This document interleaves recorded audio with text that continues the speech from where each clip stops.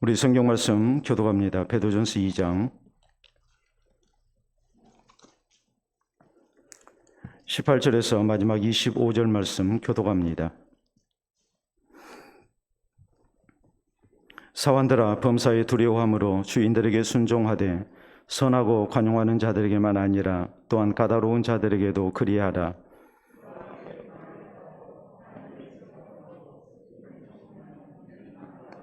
죄가 있어 매를 맞고 참으면 무슨 칭찬이 있으리요. 그러나 선을 행함으로 고난을 받고 참으면 이는 하나님 앞에 아름다우니라.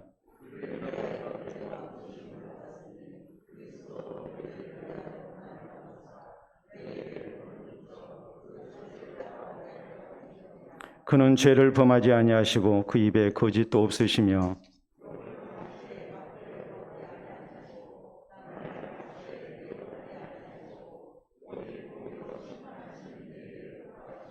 친히 나무에 달려 그 몸으로 우리 죄를 담당하셨으니 이는 우리로 죄에 대하여 죽고 의에 대하여 살게 하려 하심이라. 그가 채찍에 맞음으로 너희는 나음을 얻었나니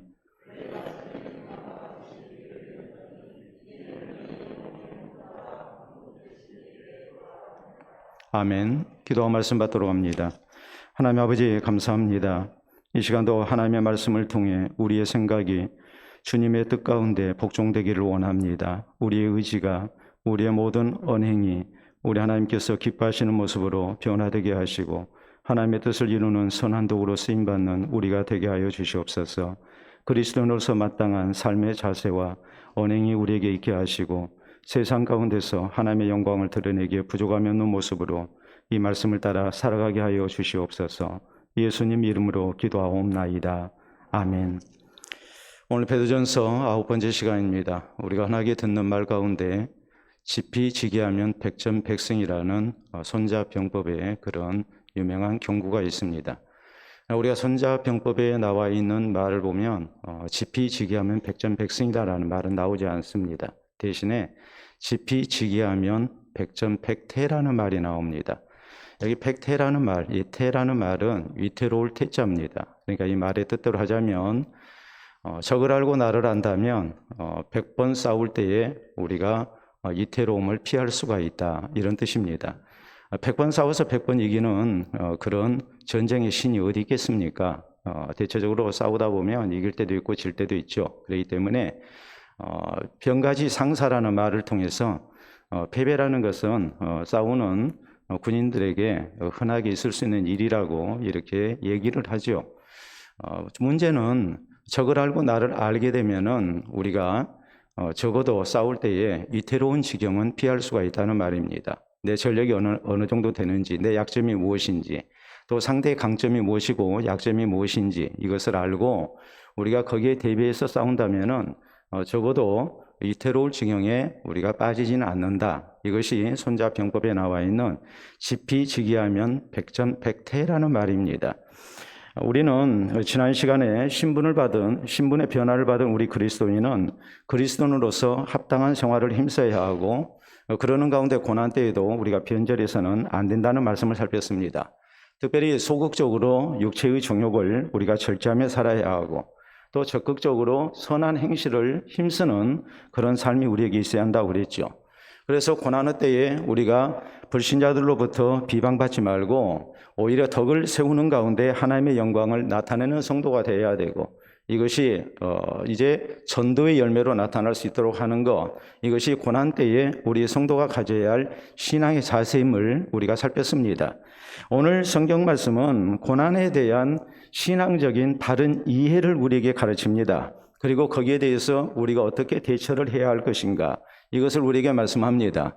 우리 성도의 신앙생활에 있어서 고난이라는 그런 적을 우리가 바로 알아야 하고 또 여기에 대해서 잘 대처하는 그런 모습이 있어야 우리가 고난 때에 우리의 신앙이 변절되지 않고 오히려 하나님께서 기뻐하시는 그런 승리를 얻는 그런 성도가 될 수 있다. 이것이 오늘 성경 말씀이 우리에게 가르치는 주된 내용입니다. 자, 그러면 오늘 성경 말씀은 고난에 대해서 우리에게 뭐라고 말씀하십니까? 또 이런 고난을 우리가 바로 이해하고 또 어떻게 받아들이고 어떻게 대처하라고 말씀을 하고 계실까요? 자, 고난에 대한 깊은 이해가 있고 거기에 대한 대처 방법을 우리가 살피는 그런 말씀의 자리가 되어야 됩니다.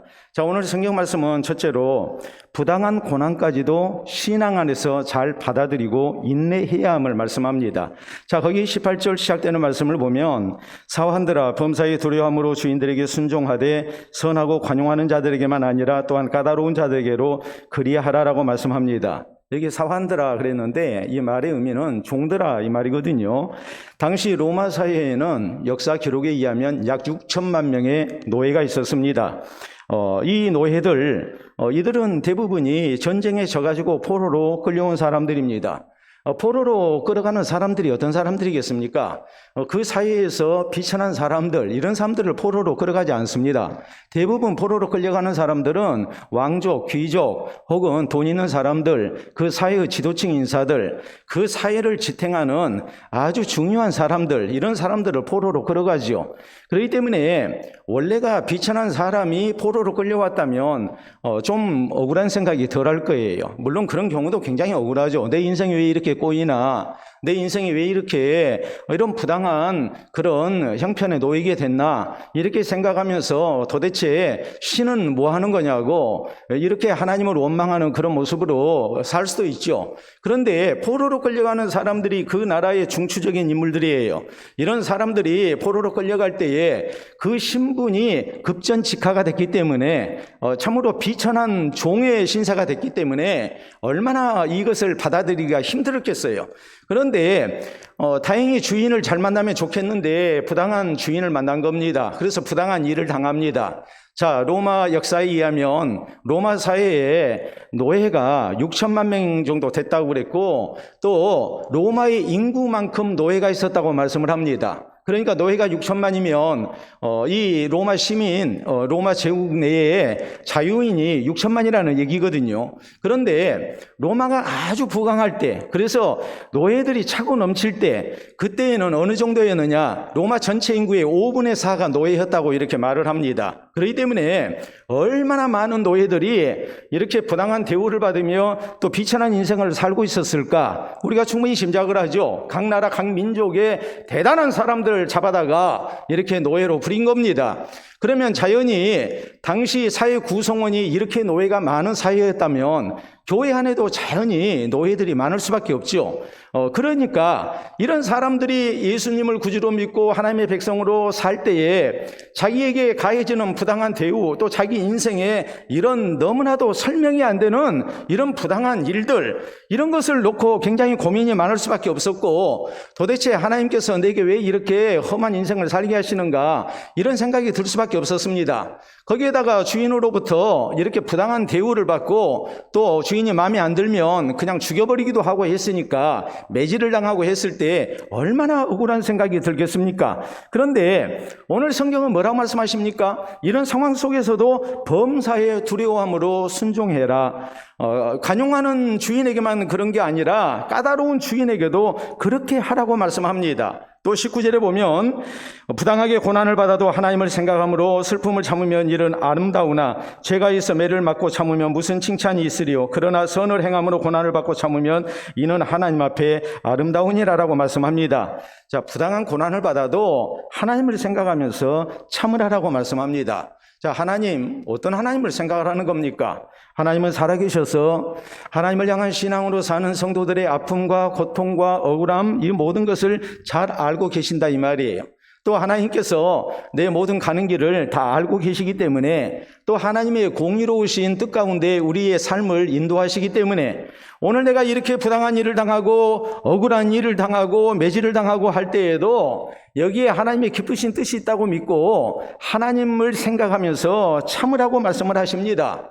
내 잘못이 아닌 선을 행함으로 받는 고난 속에서 우리가 인내한다면 이것이 얼마나 아름다운 일이겠느냐 이렇게 말씀하죠. 하나님은 공의로우신 하나님이시니까 내가 잘못해서 고난을 당하는 것, 그 경우가 아닌 내가 선을 행함으로 고난을 당한다면 공의로우신 하나님께서 그 모든 것을 다 보고 계신다 이 말이에요. 그래서 하나님의 공의로운 심판이 있을 것을 생각하고 하나님을 생각하면서 이런 모든 것을 잘 참으라고 말씀을 합니다. 여러분, 요셉이라는 사람이 얼마나 부당한 대우를 받습니까? 그렇지만 요셉이 그런 고난의 시기를 잘 이겨낼 수 있었던 것, 형들의 미움 속에 애굽의 노예로 팔려가고 또 주인에게 이렇게 누명을 쓰고 감옥 생활을 하고 또 도와줬지만 배신당하고 이런 여러 가지 힘든 일을 만났을 때에 요셉이 궁극적으로 가지고 있었던 신앙의 자세, 그것은 우리가 나중에 요셉이 형들을 만나서 했던 말을 보면 분명하게 알 수 있습니다. 그것이 뭐였겠습니까? 당신들이 나를 이곳에 판 것 같지만 사실은 그게 아닙니다. 하나님께서 많은 생명을 구원하시기 위해서 나를 당신들보다 먼저 이곳에 보내신 것입니다. 하나님을 생각하면서 참고 있었던 거예요. 요셉에게 하나님이 없었다면 그 부당한 대우 또 억울한 일들 도저히 참을 수가 없지요. 그렇지만 하나님께서 살아계셔서 우리의 모든 삶을 주장하고 계신다. 내가 억울한 일 당한 거 하나님이 아신다. 하나님이 분명히 선한 길로 인도하실 것이다. 이것을 믿고 요셉은 하나님을 생각하면서 참았어요. 자기 아버지 생각하고 참은 것도 아니고 자기 가족들 생각하면서 참은 것도 아니에요. 요셉은 오직 하나님을 생각하면서 참았던 사람이에요. 자, 다윗이 시므이라는 사람에게 모욕을 당합니다. 아들의 반란 때문에 왕궁을 내주고 피난길에 올랐는데 사울 왕가의 남은 자손인 시므이가 따라오면서 막 흙먼지를 날리고 막 또 흙을 던지면서 돌을 던지면서 비루한 자여 가거라 하면서 너 그럴 줄 알았다. 네가 사울 왕을 죽이고 왕에 오르더니 하나님이 너를 이렇게 심판하실 줄 알았다 하면서 말도 안 되는 소리를 막 하거든요. 그러니까 옆에 있는 부하들이 아비새 장군이 얘기하죠. 내게 한 말씀만 내려주시면 저 개 같은 자식 내가 죽여버리겠습니다. 했지만 다윗이 말립니다. 그리고 뭐라고 그럽니까? 내 몸에서 난 아들도 나한테 이렇게 반역의 칼을 들었는데 사울 왕가에 저 사람이 오죽하겠느냐. 그냥 놔둬라. 하나님께서 이거 다 아신다. 하나님께서 나중에 이 악한 일을 선으로 갚아주실 것이다. 다윗은 오로지 하나님을 생각하면서 참았어요. 하나님을 생각하면서 참았기 때문에 참을 수가 있었던 거예요. 참을 수가 있었던 거예요. 유대인들의 기도문에 이런 내용이 나옵니다. 하나님이여, 저로서는 납득이 가지 않는 일이지만 하나님께서 뜻이 있는 것으로 믿고 원망을 누르고 하나님을 찬양하나이다라는 기도문이 있습니다. 여러분, 우리가 살고 있는 세상 모든 일이 다 이해가 가고 그럼 그렇지 하고서 고개가 끄덕여집니까? 그게 아니죠. 정말 하나님이 살아계실까? 하나님이 내 이 억울한 심정을 헤아리고 계실까? 우리가 그렇게 의문이 날 때도 많잖아요. 그래서 그렇게 하나님 앞에 기도합니다. 하나님 하시는 일, 내한테 일어나는 일들 저로서는 납득이 안 갑니다. 그렇지만 나는 하나님의 뜻이 있는 것으로 믿고 원망을 누르고 하나님을 찬양하겠습니다. 이렇게 기도합니다. 여러분, 우리가 고난을 만났을 때에 먼저 이 자세가 있어야 해요. 우리는 고난을 만나면 자꾸 사람을 보고 주변의 환경을 봅니다. 또 나를 힘들게 하는 사람을 생각합니다. 그러면 우리가 인내하지 못하지요. 고난을 만났을 때 우리 성도가 누구를 생각해야 하느냐? 하나님을 생각하고 참아야 한다. 하나님은 살아계신 하나님이시고 모든 진실을 아시는 하나님이시고 또 하나님은 공의로 심판하시는 하나님이시기 때문에 이 하나님을 생각하면서 하나님의 때에 하나님의 그런 아름다운 그런 결과가 있을 것으로 믿고 우리가 하나님 앞에 다 맡기며 참는 성도가 되어야 된다. 이것이 고난 앞에 우리가 가져야 할 신앙의 자세인 것 우리가 잊지 말아야 합니다. 자, 다음 두 번째로 우리가 고난을 받을 때 또 생각해야 할 대상이 있다고 말씀해요. 그것은 누구냐면 바로 예수 그리스도세요. 예수님의 고난을 본받는 가운데 우리가 인내해야 한다라고 말씀을 합니다. 자, 21절에 있는 말씀 우리 같이 읽도록 합니다. 이를 위하여 너희가 부르심을 받았으니 그리스도도 너희를 위하여 고난을 받으사 너희에게 본을 끼쳐 그 자취를 따라오게 하려 하셨느니라. 아멘. 자, 성경은 뭐라고 말씀하십니까? 우리가 잘 알다시피 우리의 신앙생활의 본은 바로 예수 그리스도시죠. 예수님께서 제자들의 발을 씻겨주시는 세족식을 거행하십니다. 그 세족식을 하셨던 이유가 무엇입니까? 예수님은 제자들에게 너희가 나를 본받게 하기 위해서 내가 너희 발을 씻겼다. 내가 주와 또는 선생이 돼서 너희 발을 씻겼으니 너희도 서로 발을 씻기는 것이 마땅하니라. 이렇게 말씀하셔서 제자들에게 나를 본받으라고 말씀하셨거든요. 고린도전서 11장 1절에 있는 말씀을 보면 사도 바울이 교회를 향해서 이렇게 말씀합니다. 형제들아, 내가 그리스도를 본받는 자 된 것 같이 너희는 나를 본받는 자가 되라. 내가 그리스도를 본받는 것처럼 너희도 나를 본받아서 그리스도를 본받아야 한다. 이것이 사도 바울이 강조한 그런 말씀이죠. 그리스도를 본받는 신앙생활을 우리가 해야 한다 이 말이에요. 히브리서 12장 2절에 있는 말씀을 보면 믿음의 주요 또 온전케 하신 이인 예수를 바라보자 그랬거든요. 우리의 신앙의 대상은 예수 그리스도시고 우리는 예수님을 본받는 그런 신앙생활을 해야 한다는 말이에요. 그런데 특별히 우리가 고난의 때에도 우리가 예수 그리스도를 본받아야 한다라고 말씀합니다. 자, 성도의 신앙생활 속에서 고난이 찾아올 때가 있습니다. 그러면 이때에 우리가 원망하고 불평하고 하나님을 향해서 왜 이런 어려운 시련을 내게 주시느냐고 우리가 탄식할 것이 아니라 이 상황 속에서도 우리가 예수 그리스도를 본받는 사람들이 돼야 한다라고 말씀하거든요. 좋을 때만 예수님을 본받는 것이 아니라 고난의 때에도 예수님이 어떻게 하셨는가 이것을 생각하면서 우리가 예수님을 본받는 자세로 고난에 대처해야 한다. 고난을 감당해야 한다라는 것이 오늘 성경이 우리에게 주시는 소중한 교훈입니다. 자, 예수님 고난의 때에 어떻게 하셨을까요? 예수 그리스도의 십자가의 고난을 우리가 생각하면 예수님이 어떤 자세를 취하셨는가를 우리가 잘 알 수가 있죠. 자, 먼저 22절, 23절 중반절까지 이렇게 기록됩니다. 그는 죄를 범하지 아니하시고 그 입에 거짓도 없으시며 욕을 당하시되 맞대어 욕하지 아니하시고 라고 이렇게 말씀을 하고 있죠. 우리 예수님께서는 고난을 만났을 때 뭐 하셨느냐? 그냥 침묵하셨어요. 하나님 앞에 침묵하신 가운데 인내하셨어요. 그러니까 우리 성도가 고난의 때에 예수 그리스도를 본받아야 한다는 것은 무엇을 말하느냐? 우리가 고난 속에서 함부로 불평하고 함부로 원망하고 그리고 함께 싸우고 하는 그런 일이 있어서는 안 된다는 말이에요. 욕을 당하시되 맞대어 욕하지 아니하셨다. 고난을 당하시되 위협하지 아니하셨다. 이런 말씀들이 우리에게 강조되는 것은 다른 거 아닙니다. 우리 예수님께서 고난 때에 침묵하신 것처럼 우리도 침묵 가운데 인내해야 한다. 이 고난이 하나님이 내게 주신 고난이라고 우리가 받아들이고 이 고난 앞에 우리가 침묵하면서 인내할 줄 아는 성도가 돼야 한다고 말씀합니다. 여러분, 당시 로마 사회에서 종들이 얼마나 억울한 일을 많이 당했겠습니까? 그렇지만은 이렇게 억울한 일을 당한 성도들에게 성경은 예수님을 생각해라. 예수님이 침묵 가운데 인내하셨던 것을 기억해라라고 말씀합니다. 자, 우리가 성경에 보면 예수님께서 재판을 받으십니다. 십자가 지기 전에 재판을 받으시는데 그 재판석상에서 예수님은 침묵하셨습니다. 자, 우리의 형법 가운데 피의자가 행사할 수 있는 권리가 있습니다. 바로 묵비권을 행사하는 거죠. 묵비권, 말하지 않는 권리가 있거든요. 그런데 피의자의 묵비권은 무엇을 위해서 주어졌느냐?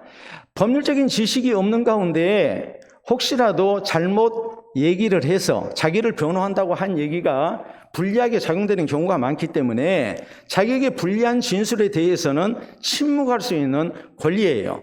그러니까 피의자가 묵비권을 행사하는 것은 자기에게 유리하게 하기 위해서 하는 거예요. 그럼 예수님도 재판을 받으실 때 얼마든지 이렇게 자기 자신을 변호하실 수 있었거든요. 거짓 증인들이 나와가지고 예수님에 대해서 온갖 비방과 모함을 늘어놓을 때, 또 거짓 증언을 할 때에 예수님께서 그거 아니다고 얼마든지 변호하실 수 있었어요. 그런데 예수님은 그렇게 하지 아니하셨어요. 그냥 침묵하셨어요. 왜 침묵하셨을까요? 우리 예수님은 십자가 지고 죽기 위해서 이 땅 가운데 오신 분입니다. 우리를 구원하기 위해서 오신 분이기 때문에 우리 예수님은 십자가를 지기 위해서 그냥 의도적으로 침묵을 하신 거예요. 여러분, 우리가 살아계신 하나님의 진실하심과 또 공의로 심판하시는 하나님이신 것, 또 모든 사실을 알고 계시는 하나님을 믿고 우리가 하나님을 생각하면서 고난 속에서 우리가 침묵해야 한다는 것, 또 예수 그리스도의 침묵을 본받아서 우리가 고난 앞에 함부로 불평하거나 원망하지 말고 우리가 침묵해야 한다는 것이 곧 무엇을 의미하겠습니까? 그것은 우리가 내게 주어진 그런 여건 또 억울한 일 가운데서 선한 결과를 얻기 위해서, 내게 이익되는 방향으로 일을 끌어가기 위해서 우리가 침묵을 하는 건 아니거든요.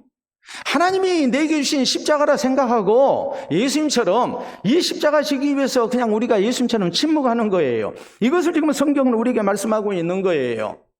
여러분, 욥이라는 사람이 고난 속에서 어떤 모습으로 인내 있는가를 우리가 잘 압니다. 욥이 얼마나 억울한 일을 당합니까? 도저히 납득이 안 되는 일을 당했습니다. 이런 상황 속에서 욥은 자기 옷을 찢고, 그리고 주신 이도 여호와시요 가져가신 이도 여호와시오니 여호와 이름의 찬송을 받으실지로다, 이렇게 하면서 하나님께 경배드렸다. 성경은 이렇게 말씀을 하죠. 어리석게 원망하지 않았습니다. 불평하지 않았습니다. 말 그대로 욥은 하나님을 찬양했고 하나님께 자기의 모든 것을 맡겨드린 거예요. 그렇기 때문에 우리가 고난 앞에서 함부로 불평하는 사람이 돼서는 안 돼요. 이스라엘 백성들이 하나님께서 광야 생활 가운데 인도해 나가실 때 하나님은 기쁘신 뜻 가운데 저희를 인도해 나가시는데 함부로 불평하죠. 함부로 원망하죠. 그러다가 하나님 앞에 어떤 결과를 얻었는가라는 것은 우리가 설교 시간을 통해서 수없이 듣기 때문에 잘 아는 내용들이지 않겠습니까? 여러분, 우리 성도가 고난 앞에 가져야 할 첫 번째 신앙의 자세는 예수 그리스도를 생각하며 십자가 앞에서 침묵하셨던 주님을 본받는 겁니다. 미국의 3대 대통령인 토마스 제퍼슨은 이런 얘기를 했습니다. 화가 나면 열을 세고 그래도 안 되면 몇을 세라? 100을 세라 그랬어요. 사람이 화가 나면 바로 발설하지 말고 열을 세라. 그래도 마음이 가라앉지 않고 분노가 사그라지지 아니하면 100을 세라 그랬어요. 내가 억울한 일을 당했을 때 함부로 입을 열어서는 안 된다는 말이죠. 그럼 우리가 또 생각을 해봅시다. 열을 세서 안 됐으니까 몇을 셌어요? 100을 셌어요. 100을 세가지고 안 되면, 100을 세가지고 안 되면 내가 참을 건 참았으니까 이제 나 하고 싶은 얘기하고 같이 우리가 싸우고 해야 합니까? 100을 세서 안 되면 다시 또 처음부터 시작을 해야죠. 열을 세서 안 되면 100까지 세라는 말은 다른 게 아니고 끝까지 내 마음을 다스리면서 참아야 한다는 말이거든요. 우리 그리스도인이 억울한 일을 만났을 때, 고난을 만났을 때 불평하지 않고 원망하지 않고 잘 침묵할 수 있는 길이 어디 있겠습니까? 그것은 예수님을 생각하는 거예요. 우리가 예수님을 본받고 신앙생활을 해야 되는데 우리 예수님께서 침묵하셨단 말이에요. 십자가 앞에 침묵하셨어요. 이것을 우리가 생각하면서 오늘 하나님이 내게 주신 고난 앞에 우리는 살아계신 하나님을 생각하고 예수 그리스도의 침묵을 생각하면서 우리가 침묵할 수 있는 성도가 돼야 되고 그것을 온몸으로 받아들이는 신앙의 자세가 우리에게 있어야 합니다. 자, 다음으로 예수님을 본받을 때에 우리가 고난 앞에 어떤 신앙의 자세를 말씀하실까요? 자, 거기 보면 하나님의 공의로운 심판에 맡기셨다고 말씀을 하죠. 23절 후반절 봅니다. 고난을 당하시되 이어하지 아니하시고 오직 공의로 심판하시는 이에게 부탁하시며라고 말씀이 기록되어 있어요. 자, 우리 예수님께서 십자가상에서 고난을 당하시고 죽으실 때에 하셨던 말씀 가운데 한 가지가 이것이죠. 아버지, 저희를 사하여 주시옵소서. 자기들이 하는 것을 알지 못함이니이다 그랬거든요. 우리 예수님께서 십자가상에서 이 십자가의 고난을 당하실 때 우리 주님이 바라봤던 분은 하나님이셨어요. 하나님께서 공의로 심판하신다는 것을 예수님은 알고 계셨어요. 그러니까 공의로 심판하시는 하나님 앞에 지금 저희가 죄 짓고 있어요. 저희의 죄를 사해달라고, 저희가 자기들이 하는 것을 모르기 때문이라고 오히려 저희를 위해서 기도하시죠. 여러분, 우리는 고난 앞에서 우리 하나님의 공의로운 심판을 생각하는 게 아니라 내가 모든 것을 해결하려고 하는 그런 잘못된 모습이 있습니다. 내가 더 이상 손해볼 수 없다는 생각 속에서 우리는 내게 억울한 손해를 끼치는 사람 참아내지를 못하고 그리고 내 실력 행사를 하는 경우가 많죠. 근데 성경은 우리에게 뭐라고 말씀하십니까? 공의로 심판하시는 하나님께 모든 것을 맡겨드렸던 예수님을 본받으라고 우리에게 말씀을 하죠. 여러분, 우리가 성경에 보면 모세라는 사람이 나옵니다. 모세는 이스라엘의 지도자였습니다. 그리고 상당한 연장자였습니다. 하나님으로부터 부여받은 신적 권위가 있었습니다. 이런 모세가 백성들로부터 이렇게 억울한 일을 당했을 때, 비방과 모함을 당하고 또한 반역하는 그런 사람들을 대할 때 우리가 성경에 보면 모세의 일관된 태도가 나와요. 그 일관된 자세가 뭐냐면 하나님 앞에 엎드렸다고 성경은 기록을 해요. 하나님 앞에 엎드렸어요. 내가 가지고 있는 권세를 가지고 힘을 가지고 모든 것을 해결 안 했어요. 40년 전 모세는 자기 힘으로 애굽 병사를 때려 죽였습니다. 그러나 하나님을 만나고 난 다음부터는 그게 바뀌는 거예요. 하나님은 살아계셔서 모든 진실을 아시고 모든 것을 심판하신 하나님이시다. 이것을 믿기 때문에 모세는 뭐합니까? 그냥 하나님 앞에 엎드리는 거예요. 하나님께 다 맡겨드리는 거예요. 그럴 때 하나님께서 모든 문제를 선히 해결하시죠. 여러분, 우리가 살아계신 하나님을 믿는다면 우리가 뭐 해야 되겠습니까? 억울한 일을 만났을 때 우리는 예수 그리스도처럼 하나님을 생각하고 하나님의 공의로운 심판에 맡기는 신앙의 자세가 우리에게 있어야 해요. 잠언 24장 29절에 보면 성경은 이렇게 말씀합니다.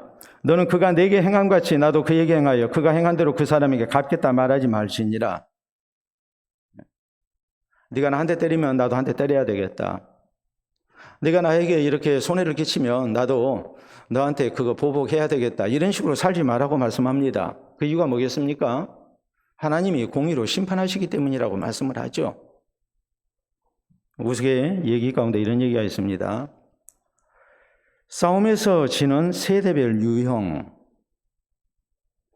자, 유치원생이 싸웁니다. 유치원생이 싸우면 승패는 어떻게 결정되는 줄 아세요? 유치원생 둘이 싸웠어요. 물론 애들 싸움이 어른 싸움 되는 경우가 많고, 요새는 뭐 학생들 사이에 뭐 싸우고 하는 일이 뭐 옛날처럼 그렇게 많지는 않을 거예요. 왜냐하면은 학교 폭력이라 해서 또 그런 것에 대해서 아주 민감하게 반응하는 지금 이 시대상 아닙니까? 근데 애들이 자 싸웠습니다. 유치원생들은 싸우게 되면 먼저 우는 애가 져요. 엄마! 하고 울면 지는 거예요. 예? 그렇죠? 그래요, 안 그래요? 먼저 우는 애가 집니다. 초등학생들은 둘이 싸워가지고 언제 승부가 결정나느냐? 코피 나면 져요. 중학생들은 둘이 싸울 때 어떻게 승부가 나느냐? 많이 얻어 터지면 지어요. 고등학생들은 싸워가지고 언제 승부가 결정나느냐? 넘어져서 밑에 깔리면 져요. 사회인은 둘이 싸웠을 때에 어떻게 하면 승부가 결정나느냐? 뭐일 것 같아요? 여기까지는 우리 자녀들 얘기입니다. 또 여러분의 과거 경험이에요. 사회인은 어떻게 하면 지겠습니까? 먼저 때리면 져요. 먼저 때리면 지는 거예요. 폭행죄로 지는 거예요. 내가 10대 맞고 내가 한 대 상대 때렸다 하면 쌍방 고소가 들어가요. 쌍방 폭행이에요. 먼저 때리는 사람이 지는 거예요.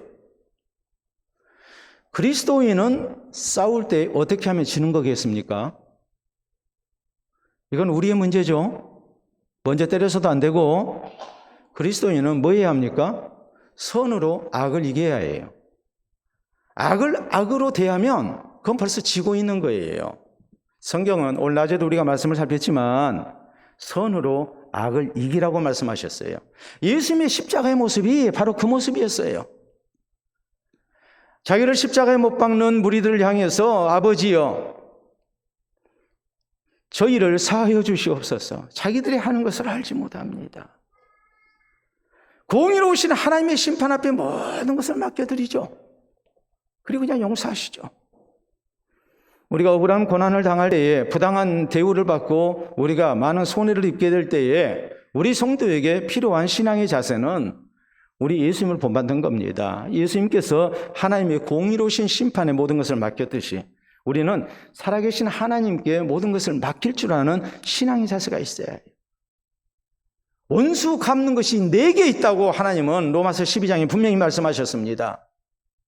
내가 피해를 입었으니까, 내가 억울한 일을 당했으니까 내가 얼마든지 보복할 수 있는 권리를 얻었다, 자격을 얻었다. 우리는 그렇게 생각해서는 안 되고, 우리는 살아계신 하나님, 공의로우신 하나님을 생각하면서 우리 예수님이 하나님의 심판 앞에 모든 것을 맡겨드렸듯이 우리도 하나님의 심판 앞에 모든 것을 맡겨드리면서 우리가 죄지지 않도록 조심해야 하고, 함께 악해지지 않도록 우리 자신을 절제할 줄 아는 그런 성도가 되어야 됩니다. 자, 또 하나, 우리가 억울한 고난을 당할 때에 가져야 할 예수 그리스도를 본받는 신앙의 자세가 무엇일까요? 그것은 다름이 아니라 우리가 이렇게 하나님께 모든 것을 맡기고 인내하게 될 때에 우리에게 허락하시는 선한 결과입니다. 자, 오늘 성경 말씀 거기 24절, 25절 말씀 우리 큰 소리로 같이 읽도록 합니다. 신이 나무에 달려 그 몸으로 우리 죄를 담당하셨으니 이는 우리로 죄에 대하여 죽고 의에 대하여 살게 하려 하십니다. 그가 채찍에 맞음으로 너희는 나음을 얻었나니 너희가 전에는 양과 같이 길을 잃었더니 이제는 너희 영혼의 목자와 감독 되신 이에게 돌아왔느니라. 아멘. 예수 그리스도의 십자가의 고난과 침묵, 인내가 궁극적으로 우리에게 구원의 열매로 나타났다 이 말입니다. 여러분, 예수님이 십자가에 달려 죽으심으로 우리 죄를 대신 담당하셨습니다. 그래서 우리가 죄값을 다 지불한 구원 얻은 백성이 될 수 있었음을 말씀합니다. 우리로 하여금 죄에 대하여 죽고 의에 대하여 살게 하시기 위해서, 예수님의 십자가의 고난이라는 것이 그냥 억울한 일로 끝난 일이 아니고 그 억울한 과정을 통해서, 십자가의 고난을 통해서 오늘 우리가 죄인된 우리가 구원을 받은 거예요. 그리고 우리가 영혼의 목자 되신 주님께 돌아오는 하나님의 자녀가 되는 그런 영광을 우리가 얻은 거예요. 그러므로 이 말씀은 우리에게 무엇을 교훈할까요? 여러분, 대체적으로 우리가 부당한 대우를 받고 고난을 받을 때 참지 못하는 이유가 어디 있겠습니까? 내가 손해본다고 생각하기 때문에 그래요. 내 자존심 손해봤습니다. 또 내 체면이 구겨졌습니다. 그런가 하면 경제적으로 또 여러 가지 큰 손해가 났습니다. 그러다 보니까 우리가 나를 지키기 위해서 우리는 같이 악해지죠. 참지 못하죠. 근데 성경은 우리에게 뭐라고 말씀하십니까? 하나님의 선하심을 믿고 하나님께 다 맡겨라. 그러면 하나님께 주시는 선한 결과가 분명히 있다라고 말씀을 하세요. 예수님의 십자가의 고난이 말 그대로 개죽음같이 보였지만 그건 개죽음이 아니었어요. 예수님이 십자가의 고난을 살아계신 하나님의 공의로운 심판을 생각하며 침묵 가운데 잘 감당하셨기 때문에 우리가 비로소 구원을 얻을 수가 있었던 거예요. 여러분, 우리가 한번 생각을 해보세요. 예수님께 십자가상에서 원수들이 막 조롱하고 비난하고 또 모함하고 또 이렇게 매질하고 막 그런 상황 속에서 네가 그리스도면 먼저 십자가에서 내려와라. 그러면 우리가 믿겠다. 막 이런 얘기를 할 때 예수님이 너무나 자존심이 상해가지고 그래 이놈들아 봐라. 그리고서 만약 예수님이 십자가에서 내려오시면 뭐가 됐겠습니까? 그렇게 해가지고 우리의 구원이 이루어지겠습니까? 우리로 하여금 죄에 대하여 죽고 의에 대하여 살게 하기 위해서 예수님은 죄인된 우리를 위해서 십자가에서 대신 죽으시는 거거든요. 그 예수 그리스도의 대속의 죽음을 통해서 우리의 죄값이 지불되고 우리가 하나님의 의를 얻게 됐단 말이에요. 그래서 우리가 영혼의 목자 되신 주님께 돌아오는 구원의 백성이 됐단 말이에요. 우리가 억울한 고난을 만나게 될 때에, 부당한 대우를 받게 될 때에 우리가 참지 못하는 가장 중요한 이유가 바로 여기에 있습니다. 손해라고 생각하니까 안 되는 거예요. 그런데 성경은 뭐라고 말씀하십니까? 하나님의 선하심을 믿고 맡겨라. 그러면 하나님께서 분명히 우리에게 선한 결과를 주신다라고 말씀하죠.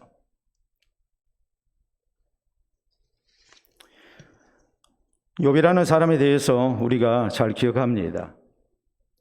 욥이 억울한 고난을 만났죠. 욥이 고난의 깊은 뜻을 알았습니까? 그가 알고 인내했습니까? 욥은 말 그대로 영문도 모르고 당한 거예요. 그렇지만 욥이 억울한 심정을 다 억누르고 하나님을 찬양하면서 하나님 원망하지 아니하면서 욥기 23장 10절에 보면 욥은 이런 고백을 합니다. 내가 가는 길을 하나님이 아시나니 하나님이 나를 단련하신 후에는 내가 순금같이 되어 나오리라.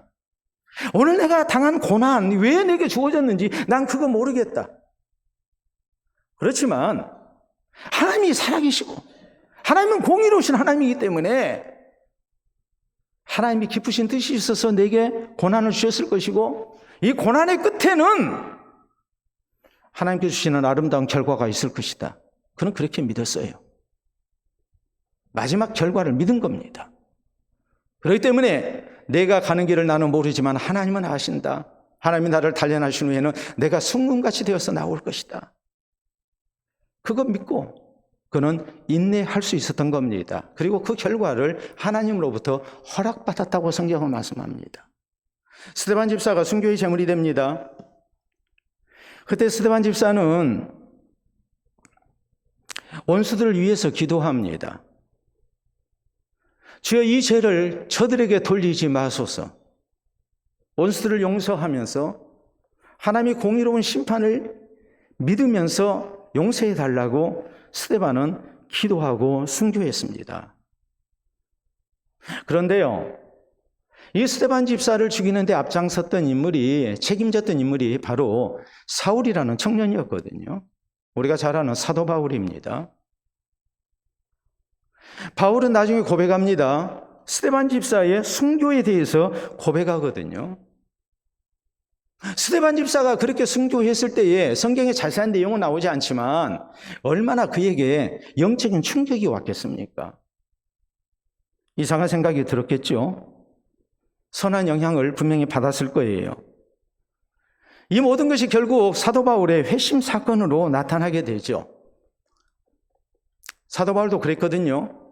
우리가 고린도서 4장 12절에 보면 예수 그리스도의 복음을 증거하면서 그가 많은 고난을 당했음을 이렇게 고백합니다. 사망은 우리 안에서 역사하고 나는 날마다 죽는다.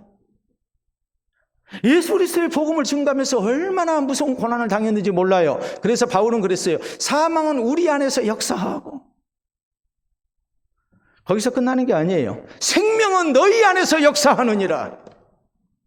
예수 그리스도의 복음을 위해서 내가 많은 고난을 당했는데 그 고난이 결코 헛것이 아니더라 이 말이에요. 내가 고난당한 그 결과가 하나님이 주시는 아름다운 생명 구원의 역사로 나타났다라고 말합니다. 여러분, 우리나라의 복음이 최초로 전래된 것은 1885년 언더우드 선교사와 아펜젤러 선교사가 부활주일날 4월 2일날 이 땅에 들어와서 시작이 됐습니다. 그런데 그보다도 더 오래전에 1866년에 선교사가 우리나라를 찾아왔어요. 그 선교사가 누구냐면 영국 출신의 토마스 선교사입니다. 그의 나이 26살 때입니다. 미국 상선인 제너럴 서머노를 타고 대동강변을 이렇게 쭉 올라오죠. 그러다가 조선 관군들과 이렇게 전투가 벌어져서 결국 이 제너럴 서머노가 대동강변에 좌초돼가지고 조선 관군에 의해서 모두가 다 몰살을 당했어요. 유명한 제너럴 서머노 사건이거든요. 당시 대원군이 우리나라 세국 정책을 펴고 있었을 때이기 때문에 배에 탄 사람들 다 이렇게 떼죽음을 당했어요. 토마스 선교사가 전도 한 번 하지도 못하고 순교를 당했다고. 근데 토마스 선교사를 참수시키는 형이 목을 베는데 이 사람이 이런 증언을 남겨요. 백인 한 사람을 목을 벨 때에 난 이상한 감정이 들었다. 그 백인이 나에게 웃으면서 하나님은 당신을 사랑하십니다라고 말하고 붉은 표지에 둘러싼 책을 한 권 내게 주었는데 그가 주기 때문에 어쩔 수 없이 내가 그것을 받았다. 그리고 그의 목을 뱄는데 형리로서 목을 뱄는데 다른 죄수들 목을 벤 것과는 다른 기분이 들었다. 토마스 선교사는 정말 말 그대로 개죽음 당했습니다. 그게 1866년 일입니다. 근데 그 형리가 누구냐? 박충권이라는 사람이에요. 박충권은 토마스 선교사가 자기가 그 사람의 목을 벨 때에 보여줬던 그 태도 때문에 이상한 감정이 들었고 결국 그가 준 성경책을 읽어보고 그는 예수님을 구주로 영접하게 됩니다. 그리고 그 사람이 우리나라 최초의 장로가 됐습니다. 바로 박충건 장로님이십니다. 여러분, 성경은 우리에게 뭐라고 말씀하십니까? 우리 예수님께서 요한복음 12장 24절에 말씀하신 대로 하늘의 밀이 땅에 떨어져 죽지 않으면 하늘 그대로 있고 죽으면 많은 열매를 맺느니라. 자신의 십자가의 죽음을 통해서 많은 생명권의 역사가 나타날 것을 주님께서는 말씀하셨습니다. 성경은 시편 126편 5절로 6절에 또 우리에게 말씀합니다. 눈물을 흘리며 씨를 뿌리는 자는 기쁨으로 그 단을 가지고 돌아올 것이다. 울며 씨를 뿌리러 나가는 자는 정녕 기쁨으로 그 단을 가지고 돌아올 것이다. 여러분, 우리가 예수 그리스도를 향한 신앙으로 또 공의로우신 하나님을 우리가 믿으면서 억울한 고난 속에서 또 부당한 대우 속에서 우리가 참고 인내하게 될 때에 거기에는 하나님께서 주시는 아름다운 열매가 있다는 것을 우리는 믿어야 합니다. 그리스도인이 신앙으로 살면서 신앙으로 참고 인내하고 또 억울한 일까지도 자기 십자가를 지고 가는 그 과정을 통해서 하나님께서 주시는 아름다운 결과가 있고 또 열매가 나타나는 것이고 또 전도가 되는 역사가 나타나는 거예요. 그걸 알고 우리가 고난의 때에 우리는 묵묵히 인내해야 하고 또 하나님께 모든 것을 맡겨드리며 예수 그리스도를 본받는 성도가 되어야 됩니다. 그래서 하나님께 주시는 아름다운 결과를 얻는, 선한 결과를 얻는 은혜가 우리에게 있기를 바랍니다. 우리나라의 기독교가 전래된 것은 1885년이라고 했습니다. 그런데 경기도 용인시 양지면에 가면 이런 건물이 하나 있습니다. 자, 사진 보도록 합니다. 여러분, 사진을 보시게 되면 저런 건물이 있어요. 잘 안 보이실 텐데 3층으로 된 저 건물 좀 당겨서 보도록 하겠습니다. 좀 더 확대한 모습. 한국 기독교 순교자 기념관이라고 이렇게 되어 있죠. 한국 기독교 선교 100주년 기념 사업으로 1989년에 개관이 됐습니다. 우리 한국교회는 주기철 목사님 비롯해서 대략적으로 복음이 전해진 이래로 2660여 명의 순교자가 나온 걸로 이렇게 추산이 됩니다. 엄청나게 많은 순교자들이 나왔죠. 그 가운데 600여 명의 명단이 저기에 봉헌되어 있어요. 자, 저기 보면, 자, 다음 사진 보도록 할까요? 저게 지금 한국교회 순교자 명단이에요. 자, 다음 사진 보도록 합니다. 저기 있는 것은 일제강점기 1910년부터 1945년 사이에 순교했던 사람들의 초상이죠. 또 다음 사진 볼까요? 이것은 공산 치하에서 순교했던 그런 순교자들의 모습입니다. 그런데 자, 다음 사진 보도록 합니다. 이게 지금 기독교 순교자 기념관 들어가는 입구예요. 입구가 이렇게 되어 있는데 양쪽에 돌이 있죠. 그렇죠? 돌이 있는데 저 돌이 어떤 돌일까? 우리가 가까이서 보도록 합니다. 자, 이병규 집사 순교 기념 해가지고 네가 죽도록 충성하라. 그리하면 내가 생명의 멸류관을 내게 주리라. 또 다음 보면은 노형래 집사 순교 기념. 그래서 하나님의 은혜의 복음 증언한 일을 마치려면 나의 생명조차 조금 더 귀한 것을 여기지 아니하노라. 사도행전 20장 24절에 있는 말씀. 오직 환난과 결박이 나를 기다린다 하시나 성령이 각 성에서 내게 대하여 증언하시기를 환난과 결박이 나를 기다린다 하시나 나의 달려갈 길과 주 예수께 받은 사명 곧 하나님의 은혜의 복음 증언하는 일을 마치려 하면 나의 생명조차 조금 더 귀한 것을 여기지 아니하노라. 저 24절에 있는 말씀을 지금 인용하고 있는 거거든요. 자, 다음에 보면 권사님입니다. 마무리 마지막에 가까이 왔으니 그러면 너희는 정신을 차리고 근신하여 기도하라. 또 다음 보면 장로님 순교 기념이죠. 그래서 다니엘서 12장 3절에 있는 말씀. 지혜 있는 자는 궁창의 빛과 같이 빛날 것이요 많은 사람을 옳은 대로 돌아오게 한 자는 별과 같이 영원토록 비치리라. 하늘의 별이 되신 분, 순교의 이런 아름다운 보상을 믿는 그런 신앙 고백입니다. 이분들이 순교할 때에 어떤 성구를 이렇게 가슴에 품고 순교의 제물이 됐는가를 그분들이 사랑하셨던 말씀이 저기 기록이 되어 있어요.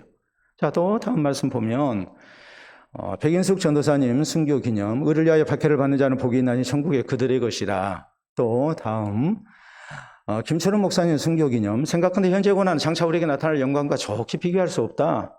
이런 말씀들 해서 저분들의 순교 이것을 후세 사람들이 지금 기억하고 또 본받기를 원하는 거예요. 근데요, 이런 순교비가 쭉 전시된 가운데 제일 앞에 나와 있는 것은 이거예요. 자, 다음 사진 보도록 하겠습니다. 순교자의 피는 교회의 씨앗이니라.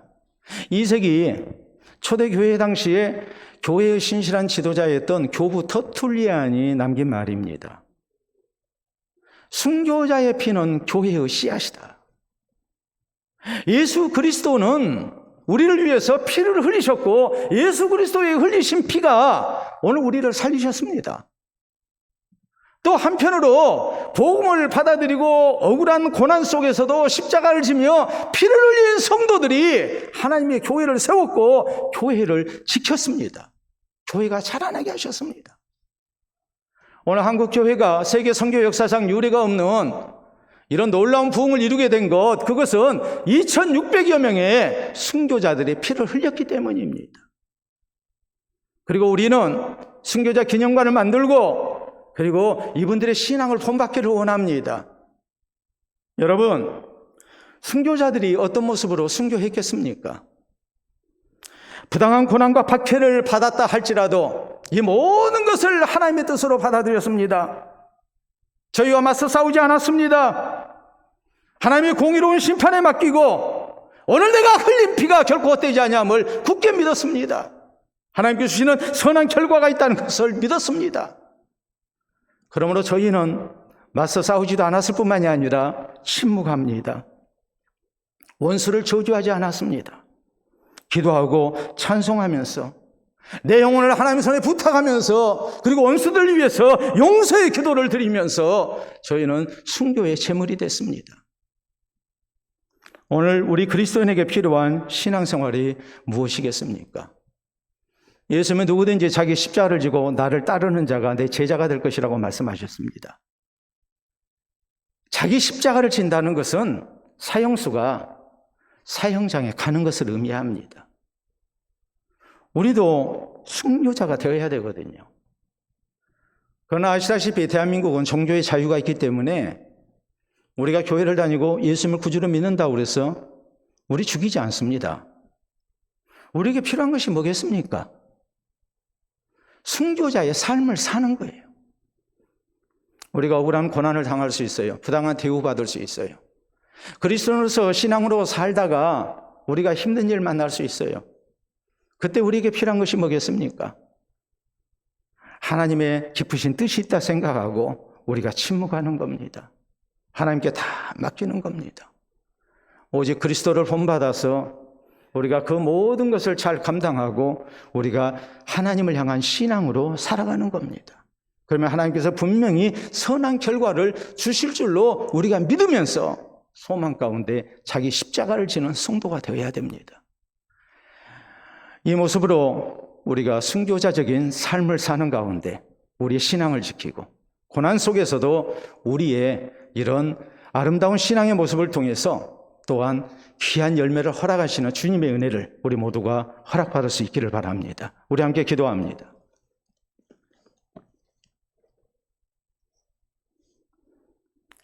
순교적 신앙이 무엇입니까? 부당한 고난까지도 하나님 향한 신앙 안에서 잘 받아들이고 인내하는 겁니다. 우리 구주 되신 예수님 본받으면서 우리가 하나님의 공의로운 심판에 다 맡기고 또 하나님의 주시는 선한 결과를 믿고 인내하는 모습입니다. 이 모습으로 고난 때 신앙 지키고 또 고난 때 우리 하나님께서 박해하는 자들에게 성령의 감동이 일어나게 하시고 또 구원의 역사가 일어나는 열매 있게 해달라고 우리 함께 기도합시다.